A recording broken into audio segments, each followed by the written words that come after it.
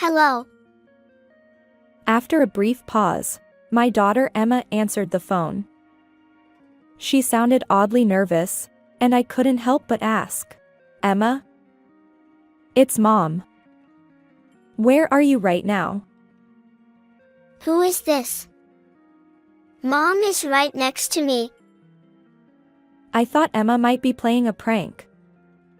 She wasn't the type to do such things, but kids grow up quickly. Perhaps she had picked up some mischievous behavior without my knowledge. "Emma, what's going on? Pranks like this aren't okay." It's not a prank. Mom is here next to me. My mom, she's gone. Then who is this a mom? Mom is my new mom. With those words, everything became clear. My name is Natalia. I'm currently a freelance writer. I married my husband, Miles, 7 years ago.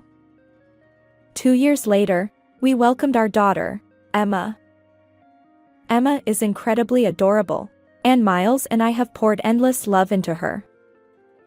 Despite our occasional arguments, it's safe to say that Emma has held our marriage together. I believe we'll continue living together until Emma grows up, even if it means arguing along the way. Mom, how are you feeling? Don't worry, I'm fine. Just a little tired. But there was one thing weighing on my mind, my mother back home. My father passed away a few years ago, leaving my mother living alone. She always respected my father, standing quietly behind him with a gentle smile. She left an impression of strength. However, after my father's death, my mother's health began to decline. I constantly worried about her. If only I could visit home more often, but it's quite far from where we live. Whenever possible, Emma and I went home to my parents' house, and when it wasn't, I checked in with her over the phone. Since I'll likely be able to come home this week, if there's anything you need, please let me know. You don't have to worry so much about me. As my mother said this while smiling, she seemed quite frail, and an unpleasant premonition lingered in my mind. Unfortunately, that premonition turned out to be true, and soon my mother spent even more time lying in bed. Around that time, it became difficult to visit home in sync with Emma's nursery schedule. I started making solo trips back home, leaving Emma in Miles' care. Sorry to bother you, but can I ask a favor? Despite feeling apologetic, I asked Miles in that manner. However, he always responded with a disapproving expression. I work at the office every day, and I'm exhausted. Yes, I understand. But I'm worried about my mother. Just because you're worried about your mother, does that mean you can neglect your duties as a wife? It's not like that. Miles sighed conspicuously. While I understood Miles' perspective, I couldn't help but think that since we were family, we should support each other. After all, I wasn't a stay-at-home mom. I worked as a writer and sometimes had to travel for assignments. It wasn't just Miles who faced challenges. But then, something unexpected happened with Miles. Leave Emma to me. Huh? I've been thinking. You're working so hard.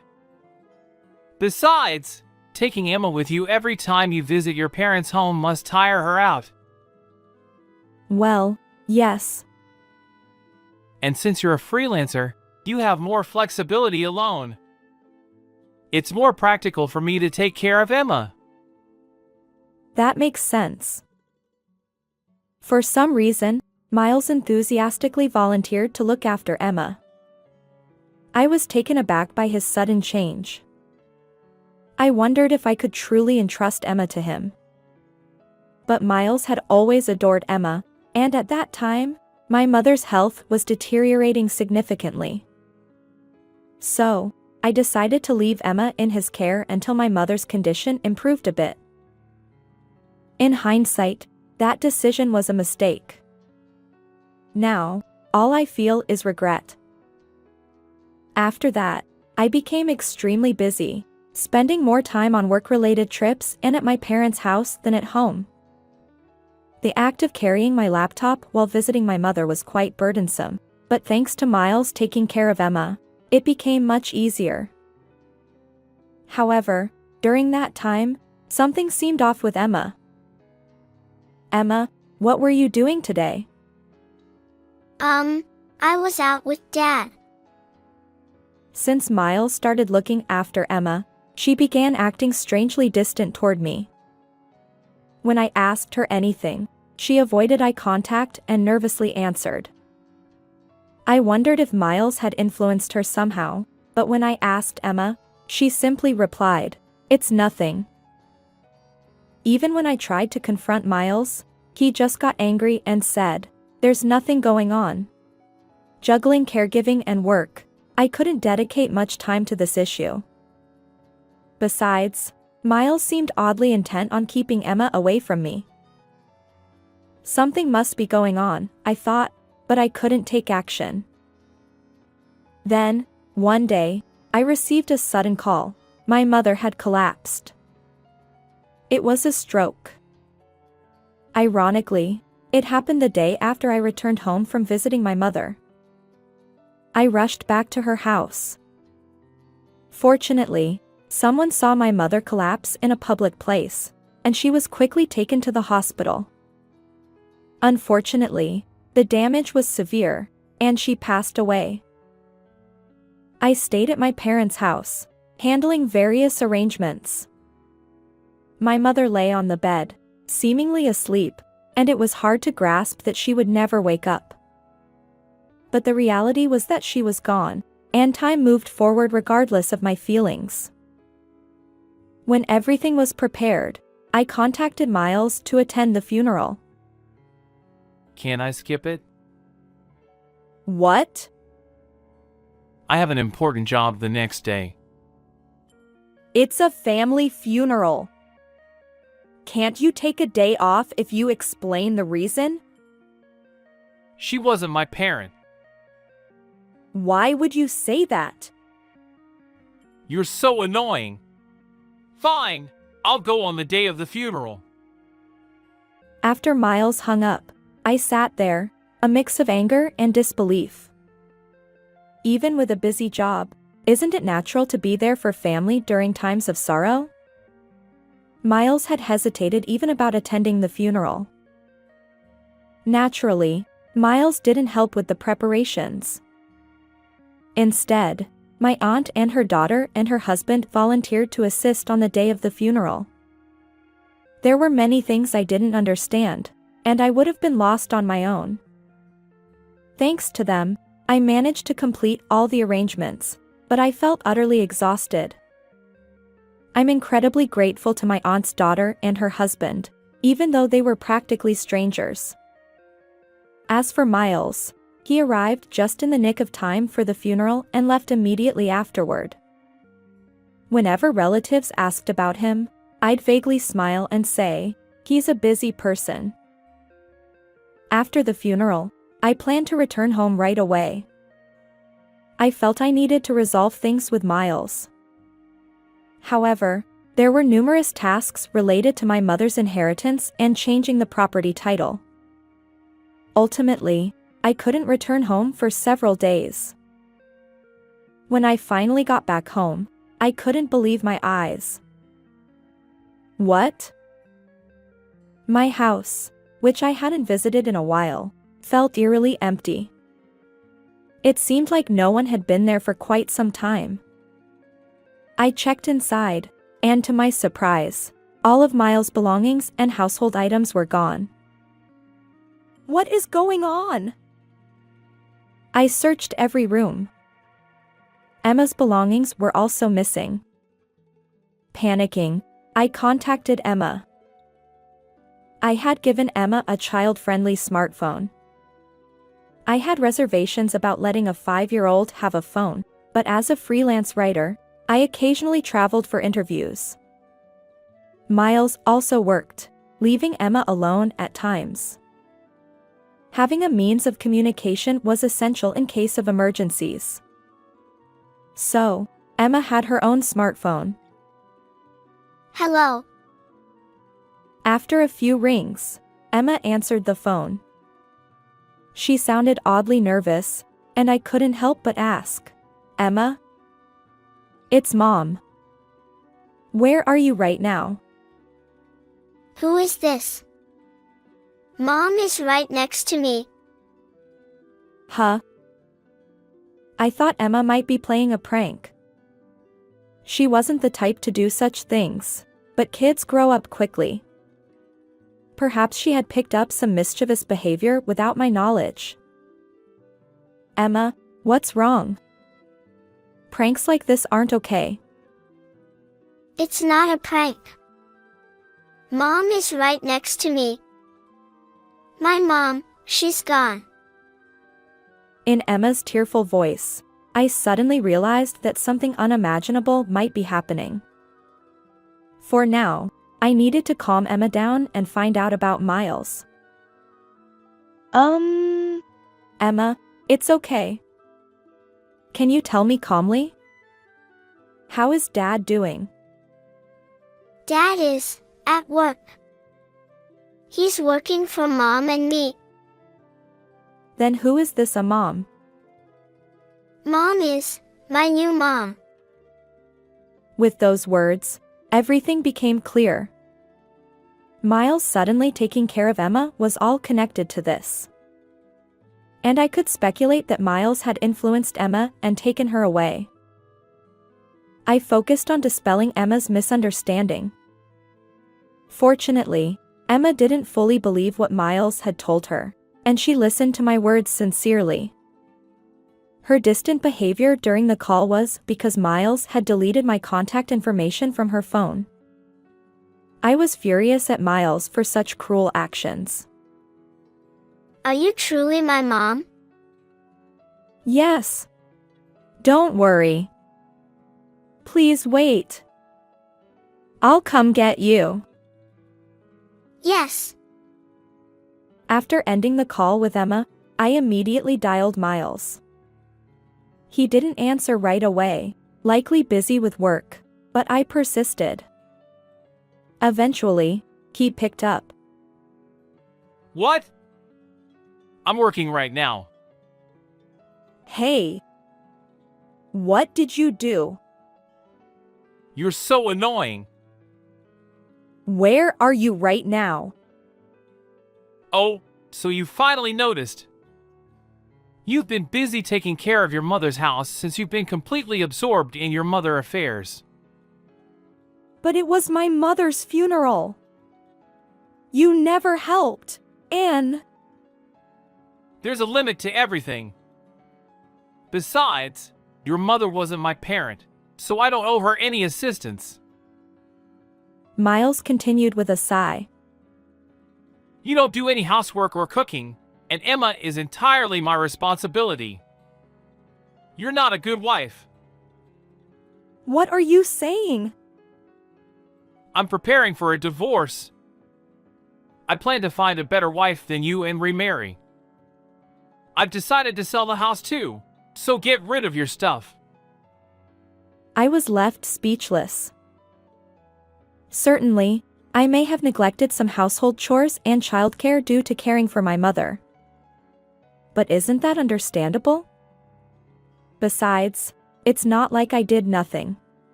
When I was at home, I tried to handle household tasks as much as possible for Emma and Miles, all while juggling my work as a writer and looking after my mother. Miles' words were incredibly harsh considering all this. And on top of that, he referred to my mother as a stranger. His behavior was beyond unacceptable, and I resolved firmly to break up with Miles.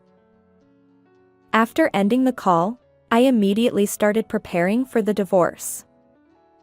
Miles seemed to imply that it was my fault we were divorcing, but that couldn't be further from the truth. I had valid reasons for being away from home. Moreover, Miles hadn't contributed significantly to my mother's funeral, and if his recent words were any indication, he had been unfaithful during the time I was at my parents' house. Clearly, he was in the wrong. Additionally, Miles mentioned his intention to sell our home. Yet, this house was in my name. We had purchased it using the inheritance I received when my father passed away.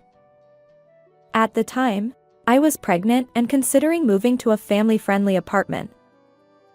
So, I used the lump sum to buy the apartment outright. Even though we were married, the inherited assets were mine alone. Originally, I hadn't planned on divorce, so I didn't see any issues. But now the situation had changed. Upon investigation, I discovered that all the real estate documents that should have been at home were missing. Unbelievably, Miles had taken them and used our home as collateral. This was undoubtedly criminal behavior. I hired a private investigator. The facts gradually came to light. While I was caring for my mother at my parents' house, Miles had been cheating all along. And he had done so with Emma in tow. It appeared that Miles had convinced Emma that Mom had abandoned Emma and manipulated her into accepting the affair partner as her new mother. Furthermore, Miles had lied to the affair partner, claiming to be a single father raising Emma, all while planning to remarry using Emma as leverage. To make matters worse, he intended to use the money from selling our home to build a new one with the affair partner.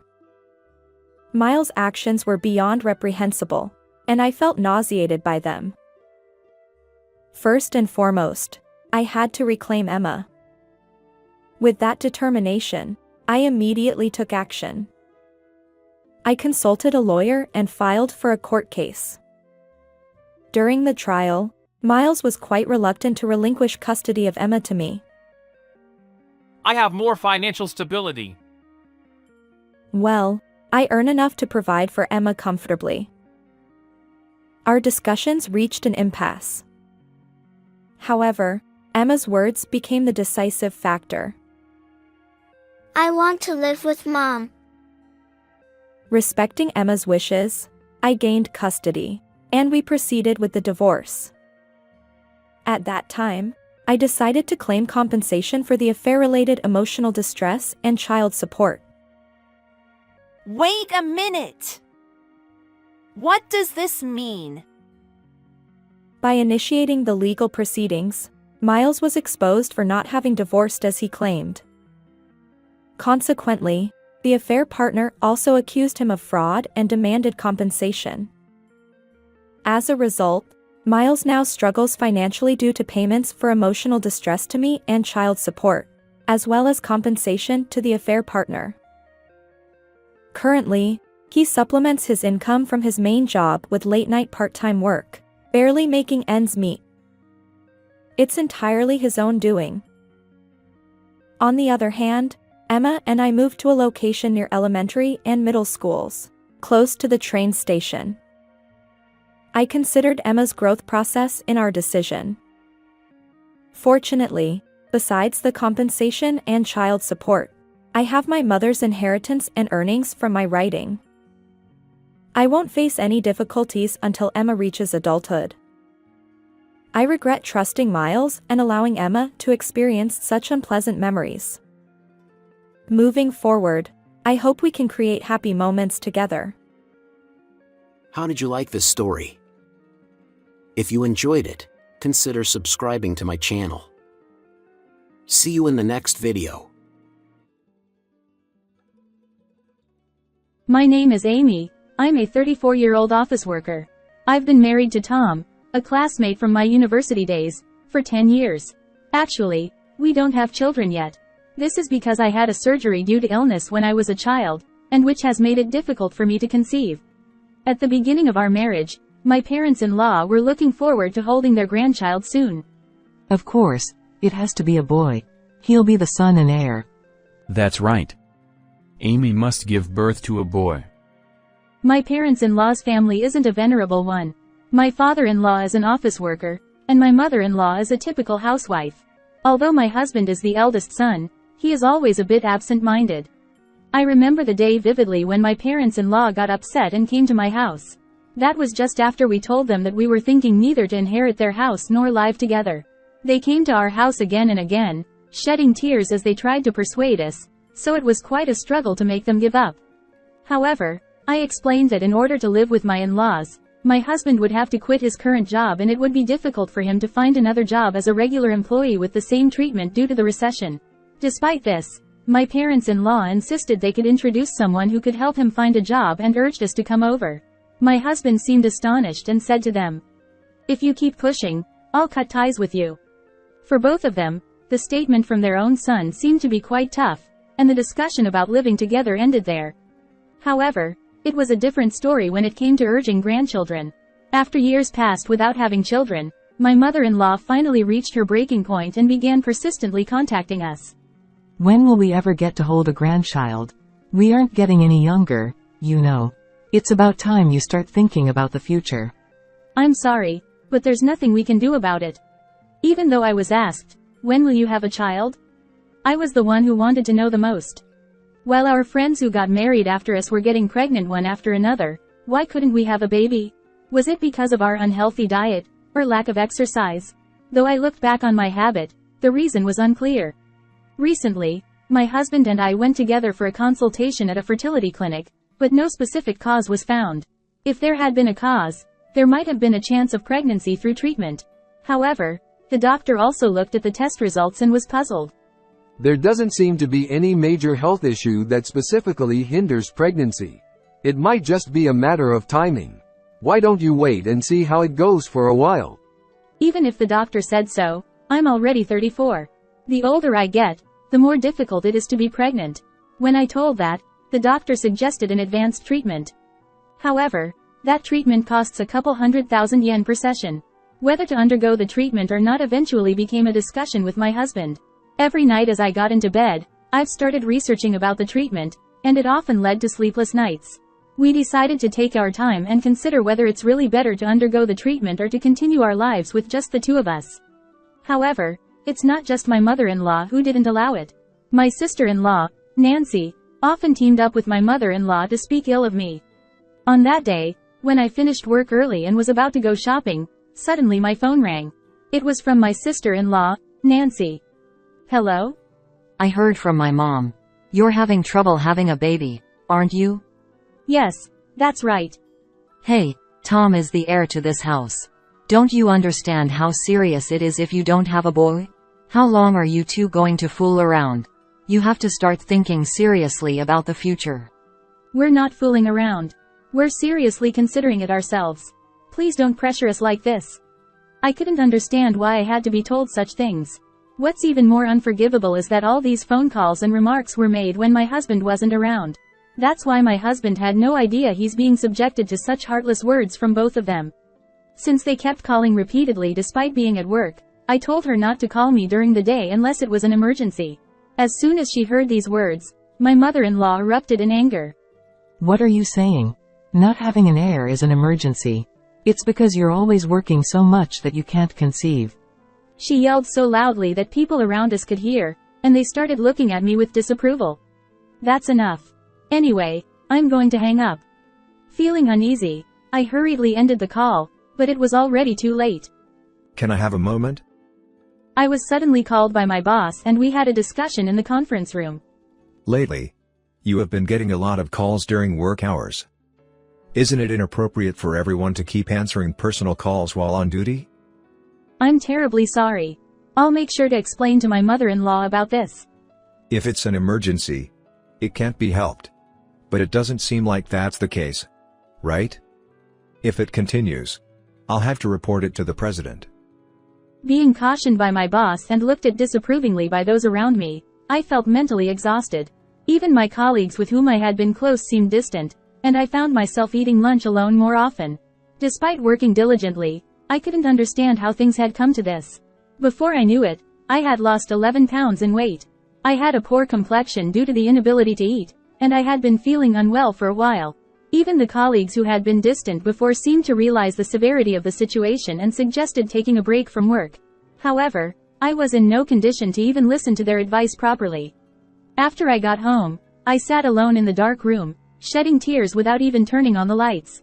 My husband found me when he got home in such a state, hurried to my side. What's wrong? What happened? He dropped his bag and rushed over to me. Upon seeing his face, I felt reassured and suddenly burst into tears. I continued crying until my voice became hoarse, and throughout, my husband was gently patting my back. After I calmed down from crying, I told my husband everything that had happened. I explained how my mother-in-law repeatedly called me during work, urging me to have a child, and how my sister-in-law would join in, pressuring me to have a successor. I didn't hide anything, even mentioning how I received a scolding from my boss because of the frequent calls during work hours. It's a family matter, and they're my husband's family. Hearing negative comments about our own family isn't pleasant for anyone. But my husband listened to me without interrupting, until the end. I'm sorry for saying all that about your family, but I just can't take it anymore. With tears held back, I told my husband in a trembling voice, and suddenly, he pulled out his phone from his pocket. Hey, Mom? Will you stop calling Amy from now on? What you've been doing is bullying her. From the conversation, it was clear that the person on the phone was his mother. Hearing this, once again, she countered him with a sharp tone. What are you talking about? I'm just trying to give you guys advice out of concern. How on earth does that equate to bullying? Amy, are you being a bit paranoid? She refused to admit any wrongdoing and kept blaming me. Despite this, my husband stood his ground. He made it clear that matters concerning the children were between us as a couple and requested that she refrain from intervening. However, while it may be a marital issue for us, it's not just a matter between us from my mother-in-law's perspective. As the eldest son and heir of this household, my husband should be more aware, according to my mother-in-law. I didn't expect that there were still people bringing up the issue of the heir even in this era. I listened with astonishment to her words, feeling incredulous inside. As the conversations with my mother-in-law became increasingly tiresome due to the lack of understanding, my husband sighed heavily right in front of me. Listen, Amy has been getting scolded by her boss because of you guys. Doesn't it break your heart to see Amy, who's working so diligently, being treated unfairly? Please, stop calling. With that said, he abruptly ended the call. Sorry for the trouble caused by my mom and sister. You can ignore their calls and texts, and feel free to block them if you want. Thanks for speaking up for me. Yeah, I'll block them. After that day, we didn't receive any calls or texts from them. When they couldn't reach me, they started calling my husband. At first, he dealt with it casually, but as it became more troublesome, he seemed to reach his limit. Enough is enough. I won't answer your calls anymore, and I'll block your messages.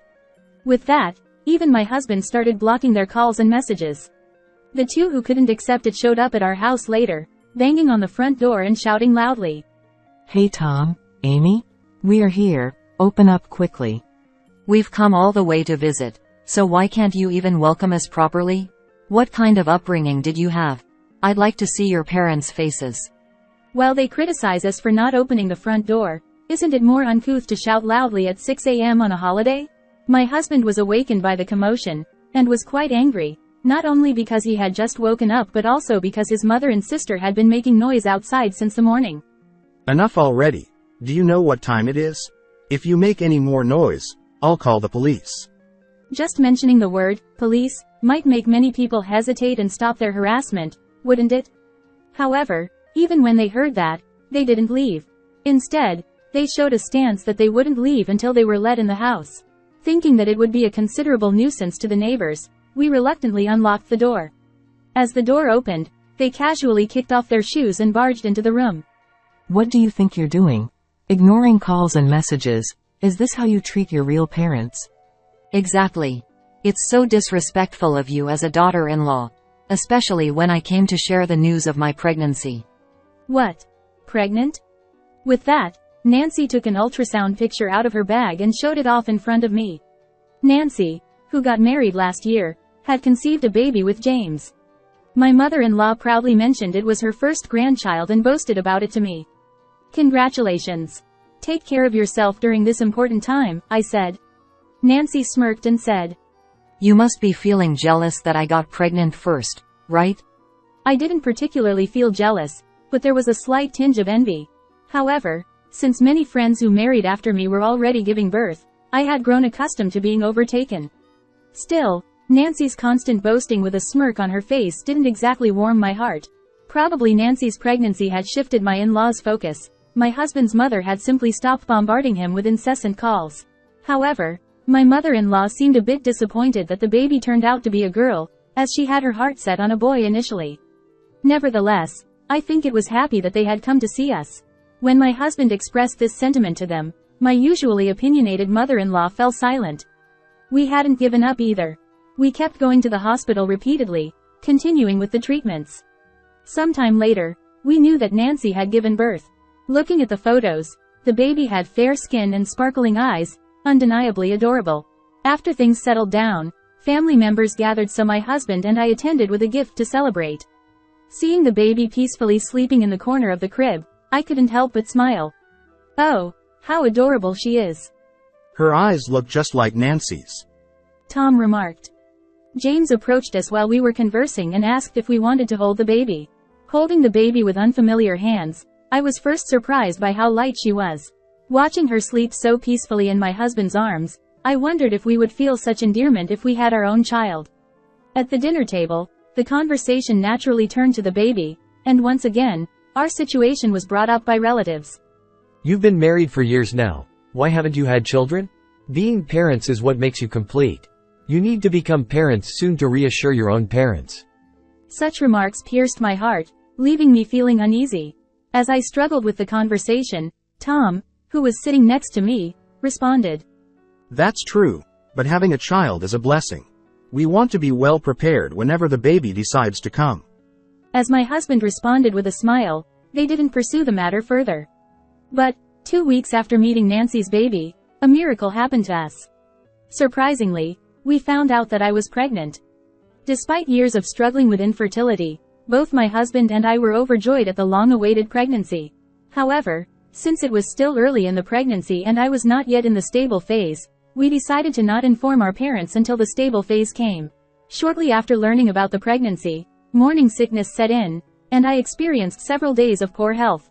I couldn't manage household chores properly, and even going to work became challenging. When I consulted my boss about it, they suggested taking a break until my health improved.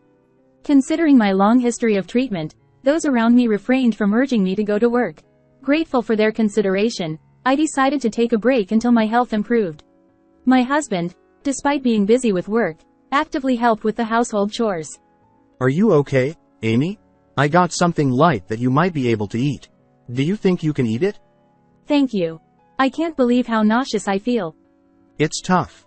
I'll do my best to make you feel more comfortable. Thank you. My husband was very kind, taking care of me and actively assisting with household chores despite being busy with his own work. He did everything without complaint, allowing me to rest assured and relax during this difficult time. 4 months into the pregnancy. The baby was growing well, and my belly had started to swell slightly. Just when I was about to inform my parents, my mother-in-law and sister-in-law caused a huge incident. It happened when my husband and I were visiting our hometown together. Since my parents' house was in another prefecture, we drove for 2 hours one way. Dad, Mom, I have a baby in my belly now. It's the long-awaited pregnancy I've been waiting for. When my parents learned about my pregnancy, they were overjoyed. Especially my mother, who knew how much I had struggled, shed tears of joy. Although she hadn't mentioned it, I'm sure my mother had been eagerly awaiting a grandchild. Congratulations. Take care of yourself during this crucial time. Thank you. We plan to visit again when it's time for giving birth. We stayed overnight and returned home the next morning. When I tried to unlock the front door, our nosy neighbor, Mr. Ollivander, from down the street, showed up. He wasn't a bad person, but once he got involved, he tended to stick around, making him a bit of a hassle. As I looked at his face, he seemed troubled about something. Can I have a word? Sure, what is it? From your house, the crying of a baby was quite loud yesterday. Are you taking care of it properly? Huh? A baby? What are you talking about, Mr. Ollivander? My baby is still in my belly. The baby hasn't been born yet. Huh? But it was really loud yesterday, and Mrs. Sean and I were worried. It seemed to be coming from inside your house. Not understanding what he meant, I decided to open the house and check the rooms.